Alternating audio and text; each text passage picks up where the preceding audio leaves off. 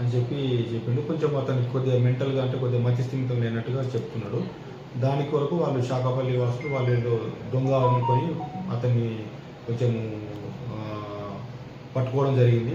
అంతే తప్ప అతనికి సంబంధించినటువంటి ఫింగర్ ప్రింట్స్ కూడా వెరిఫై చేయడం జరిగింది. దొంగతనంతో అట్లా దానికి సంబంధించినటువంటి మనకు సస్పెక్ట్ ఏం లేదు. అందరికి కూడా మరొకసారి మనవి చేయడం ఏంటంటే, మనకి ఎవరైనా మీకు సస్పెక్ట్ కనిపించినప్పుడు మీరు వారిని 100కి ఫోన్ చేసి వెంటనే మా బ్లూ కోడ్ వాళ్ళు ఇట్లా మేము వెంటనే రీచ్ అవుతాం, మనం తీసుకుంటాము. మనకి ఇక్కడ మన మండలకు సంబంధించినంతవరకు ఎలాంటి దొంగతనానికి సంబంధించిన గ్యాంగులు కానీ అవి కానీ ఏం లేవు. ఇదంతులు మీరు ఇటువంటి వదంతులు ఏమి నమ్మకూడదు. మన పోలీసు కంటిన్యూగా నైట్లో పెట్రోలింగ్ చేస్తున్నాము, మన బ్లూ కోట్ వాళ్ళు కూడా తిరుగుతున్నాము.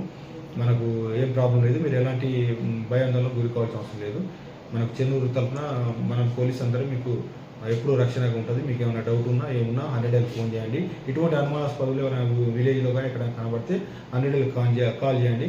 కానీ ఎట్టి పరిస్థితుల్లో ఎవరిని కానీ మీరు అనుమానాస్పదం ఉన్నప్పుడు వారిని కొట్టడం కానీ చేయడం కానీ ఎట్టి పరిస్థితుల్లో చేయకూడదని చెప్పి మీకు విజ్ఞప్తి చేస్తున్నాం. ఒకసారి ఇప్పుడు సోషల్ మీడియాలో ఎందుకు వైరల్ అయింది ఇంతగానో? అది వాళ్ళు అనుకోకుండా వట్టిగానే వారు ఊహించుకొని చేసినదే, కానీ అటువంటిది ఏం లేదు. ఇతను మనకు ఒక్కడే ఉన్నాడు, ఒక్కడుగా సస్పెక్ట్గా కనబడి తీసుకొచ్చి ఎంక్వైరీ చేయడం జరిగింది.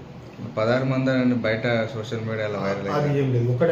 ఇతను ఒక్కడే ఉన్నాడు. అది 16 మంది అనేది అంత అది ఫేక్ అటువంటిది ఏం లేదు. ఇతను ఒక్కడే మనకు దొరికింది. అతను ఎంక్వైరీ చేయక పై విషయాలన్నీ మనకు తెలియడం జరిగింది. అతనే